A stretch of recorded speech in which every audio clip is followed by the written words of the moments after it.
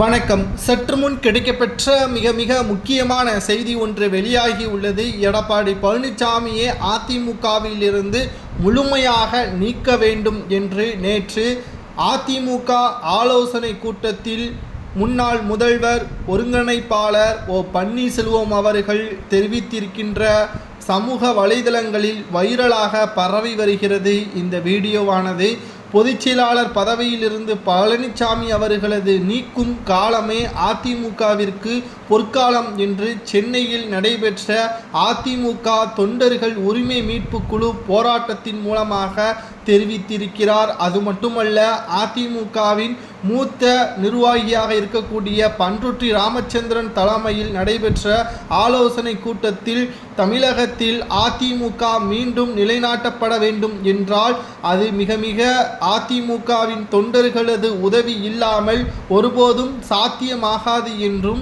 மறைந்த முன்னாள் முதல்வர் ஜெயலலிதா அவர்களுக்கு வழங்கப்பட்ட நிரந்தர பொதுச்செயலாளர் பதவியை தட்டி பறித்தவர் எடப்பாடி என்றும், எடப்பாடி என்ற பச்சை துரோகிய அதிமுகவின் தொண்டர்கள் நிச்சயமாக மன்னிக்க மாட்டார்கள். சில முன்னாள் அமைச்சர்களும் எம்எல்ஏக்களும் பணத்தை பெற்றுக்கொண்டு எடப்பாடிக்கு வாலாட்டி கொண்டிருக்கிறார்கள்.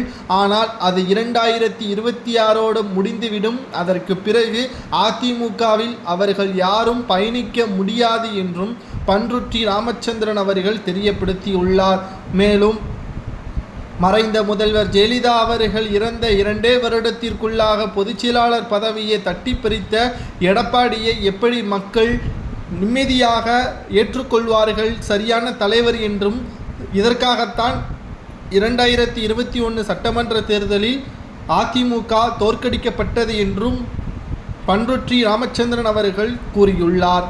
பின்னர் பேசிய முன்னாள் முதல்வரும் பன்னீர்செல்வம் அவர்கள், நான் தர்ம யுத்தத்தை தொடங்கிய பின்னர் ஏராளமான வேதனைகளும் சோதனைகளும் சந்தித்தேன் என்றும், கடந்த மக்களவை தேர்தலில் ராமநாதபுரத்தில் போட்டியிட்ட பொழுது 6 பன்னீர்செல்வத்தை களத்தில் இறக்கினார்கள் என்றும், நான் வாக்குப்பதிவு இயந்திரத்தில் 22வது இடத்தில் சுயேட்சை வேட்பாளராக இருந்தேன்.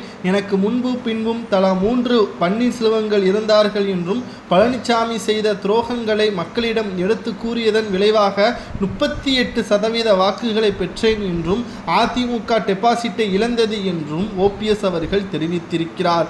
இதுவே அதிமுக தொண்டர்கள் எனக்கு கொடுத்த கௌரவம் என்றும் ஓபிஎஸ் அவர்கள் தெரிவித்திருக்கிறார். மீண்டும் அதிமுகவில் ஓபிஎஸ் அவர்கள் ஒருங்கிணைந்த அதிமுகவை உருவாக்குவார் என்று பண்ருட்டி ராமச்சந்திரன் அவர்கள் தெரிவித்ததோடு எடப்பாடியை அதிரடியாக நீக்குவார் என்றும் தெரிவித்துள்ளார்.